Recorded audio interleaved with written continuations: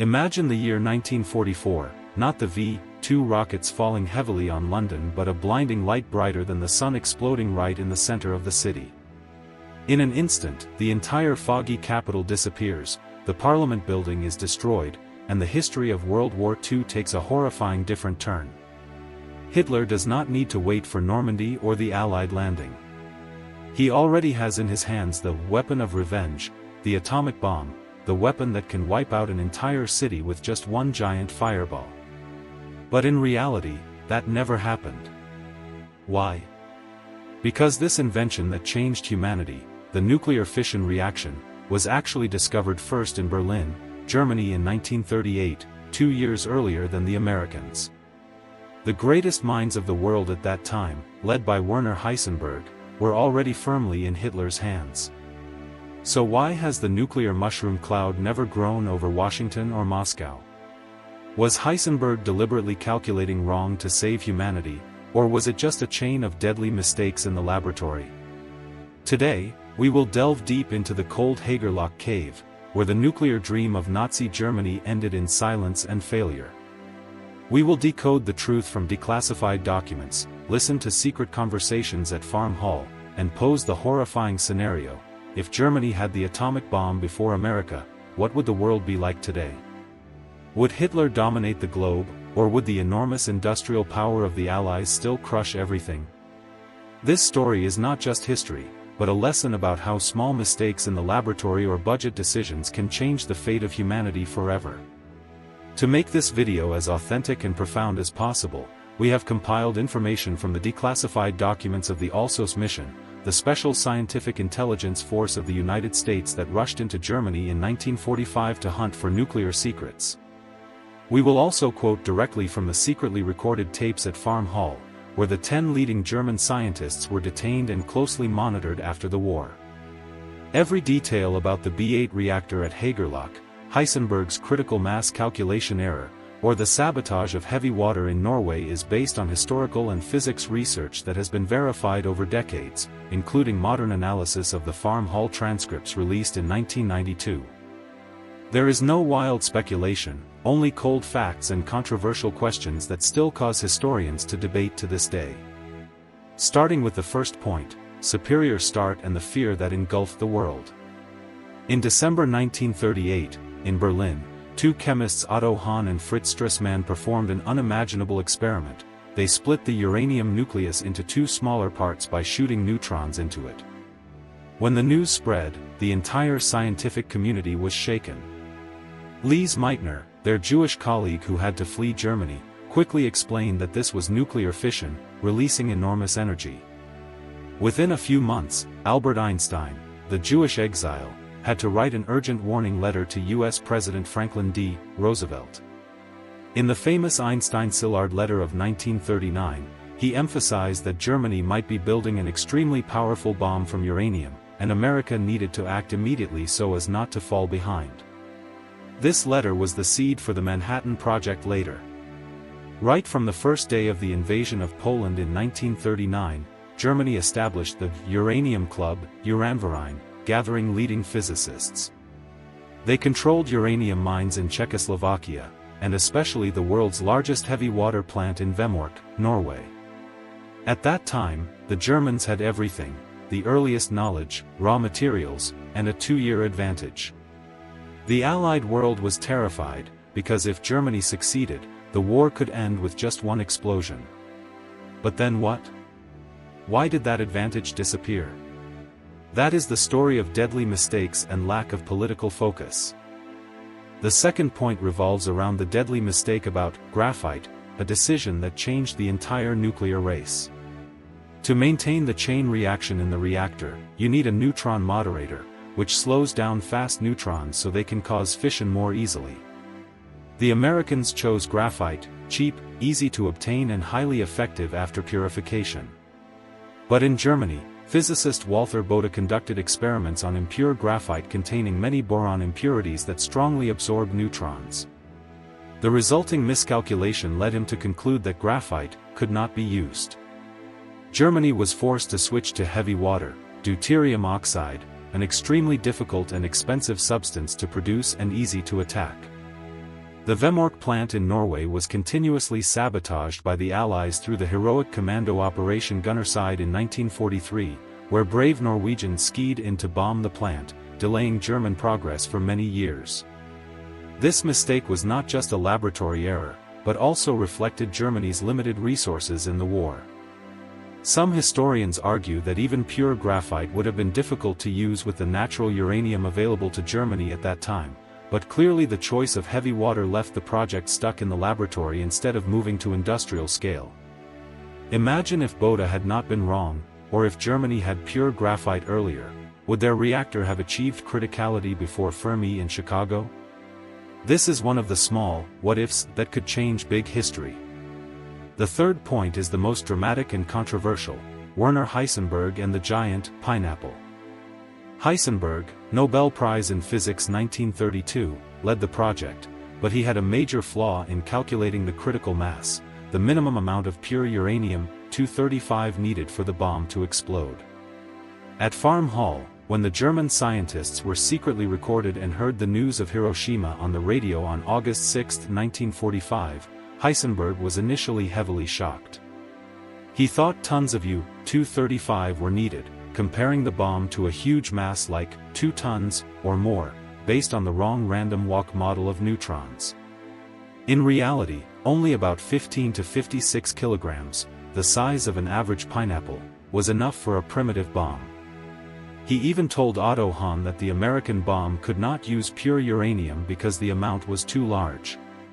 Only a week later, on August 14, Heisenberg recalculated and gave a more accurate figure in an internal lecture. The Farm Hall transcripts clearly record his initial confusion. He was shocked because he did not expect America to succeed with such a small amount. Many historians debate fiercely: did Heisenberg deliberately calculate wrong from the beginning so as not to encourage Hitler to invest heavily? Or did he really not fully understand the difference between a reactor, slow neutrons, and a bomb, fast neutrons? Some believe he did not want to make the bomb for moral reasons, especially after his meeting with Niels Bohr in 1941 in Copenhagen, where he may have secretly warned or tried to delay. But the transcripts show he was not a complete, silent hero. He still worked on the project and was pleased when he thought the reactor was more feasible than the bomb. Anyway, this critical mass mistake made Heisenberg not dare to propose a huge industrial effort like the Manhattan Project. He said in the transcripts, "We did not have the moral courage to propose to the government to use 120,000 people just for this." The result? Hitler's bomb dream remained stuck at the theoretical level. The fourth point focuses on the peppercorn budget compared to the gigantic Manhattan Project. Look at the cold numbers. America spent about $2 billion, equivalent to tens of billions today, mobilized up to 120,000 people at its peak, and built secret cities like Los Alamos, Oak Ridge, Hanford. In contrast, Germany's Uranverein was only allocated about 8 million Reichsmarks, equivalent to $2 million, with only under 100 main scientists, mostly 70 people. The entire project from 1939 to 1945 cost less than 10 million Reichsmarks. Hitler was more interested in V-1 and V-2 rockets, things that could revenge London immediately, costing much more than nuclear. He liked quick, visible results rather than long-term vague science. In the 1942 meeting with Albert Speer, Heisenberg only promised a reactor rather than a bomb, and the pineapple figure he gave at that time was actually more accurate later, but overall the project lacked priority. This comparison shows that not only science, but politics and economics decide. If Hitler had poured resources equal to 1/10 of the Manhattan Project from 1940, would it have been different? Many opinions argue that Germany would still lose because of lack of industrial scale, brain drain. Hundreds of Jewish scientists fled to America, contributing to the Manhattan Project, and the dictatorial regime's suspicion of the scientists themselves. Heisenberg once complained, "The state does not trust us, even if we want to, it is difficult." This is a lesson: future weapons need not only brains, but also national resources. The fifth point takes us to the mysterious location, the reactor in the Hagerlock cave. At the end of the war in 1945, when Allied bombs rained down, German scientists urgently evacuated to a cave under the church in the small town of Hagerloch, Black Forest. There, they built the B-8 reactor, the final experiment. 664 uranium cubes, about 1.5 tons, were hung by aluminum chains into chains and lowered into a tank containing about 1,400 to 1,500 liters of heavy water. Around it were graphite reflector and light water. But when the American Alsos mission burst in on April 23, 1945, they saw that the reactor had never reached the criticality state. It was too small, lacking heavy water and pure uranium. Heisenberg and his colleagues measured the neutron multiplication factor at only about 0.85 to 0.9, not yet reaching 1.0. The uranium cubes were later seized by Alsos, some of which are still kept at the Adamkeller Hagerloch Museum today. The scene was truly tragic. Hitler's nuclear dream ended in a cold, damp cave, at the moment the empire collapsed. Alsos not only dismantled the reactor but also arrested the scientists and brought them to Farm Hall, where the transcripts recorded their shocked reaction to Hiroshima. Hahn, the discoverer of fission, even felt guilty. This part shows that the German project was not close to success, as some legends suggest, but always remained at a small experimental level. Now, we go deep into the most controversial, what-if part, if Nazi Germany had the atomic bomb first. Imagine Heisenberg calculated the critical mass correctly from 1940, and Hitler, instead of prioritizing the V2, poured all industrial force into Uranverein. Scenario 1, the fatal punch into London in 1940 to 1941. A bomb dropped in central London could wipe out the Churchill government, cause terrible psychological shock, forcing Britain to surrender. Without Britain as a stepping stone, America would find it difficult to land in Normandy in 1944. Europe could be under German control for decades, with the Holocaust expanded and the world map changed forever. Scenario 2, the Eastern Front. Hitler craved to destroy the Slavs. A bomb on Moscow or Stalingrad could cause chaos in the Soviet Union, helping Germany gain temporary advantage, although the vast area of Russia meant the war would not end quickly. But here is the real twist: even with the bomb, Germany still faced the biggest delivery problem. America had the B-29 Superfortress that could easily carry a 5-ton bomb. Germany did not. The He-111 bomber was too small, slow, with limited range. The V-2 could only carry a 1-ton warhead. To strike New York, they would have to use submarines or suicide pilots, high risk, low effectiveness. Even bombing London would be difficult because they did not control the skies.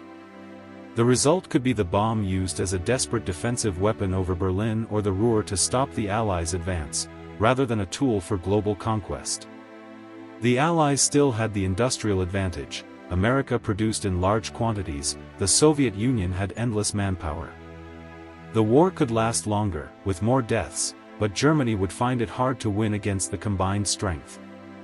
Add controversy: was Heisenberg the hero who saved the world by delaying the project? The transcripts show he was glad to focus on the reactor rather than the bomb, and lacked the courage to propose large-scale. Or was it just scientific mistakes plus lack of trust from Hitler? Many historians reject the theory of deliberate sabotage, emphasizing resource and political factors. Anyway, this scenario reminds us, history is not random, but the accumulation of many small decisions. Do you think that if Germany had the atomic bomb, they would really win the war? Or was the military, industrial and determination power of the Allies still too great, making any miracle weapon useless? Please leave your controversial opinion in the comments section below. The most shocking opinion will be read and analyzed in the next video. If you find this declassified information from Farm Hall and Alsos interesting, don't forget to hit like, share to support the channel, and subscribe so you don't miss the series on secret weapons of World War II. History is sometimes decided by small mistakes in the laboratory, such as miscalculating critical mass, or wrong budget decisions when Hitler prioritized rockets over nuclear. Nazi Germany had a brilliant start with the fission discovery in 1938, controlling raw materials, but ended in division, lack of resources, brain drain and poor strategic choices. The Hagerlock Cave is the symbol of that shattered dream. To understand more about other secret weapon projects of the Nazis, such as the V-2 rocket, the precursor to the space race, or other strange experiments, please click on the suggested video currently displayed on the screen. Don't forget to subscribe to the channel, turn on notifications to receive new video alerts. Thank you for following until the last minute. See you again in the next profound historical analyses. Wishing you a good day.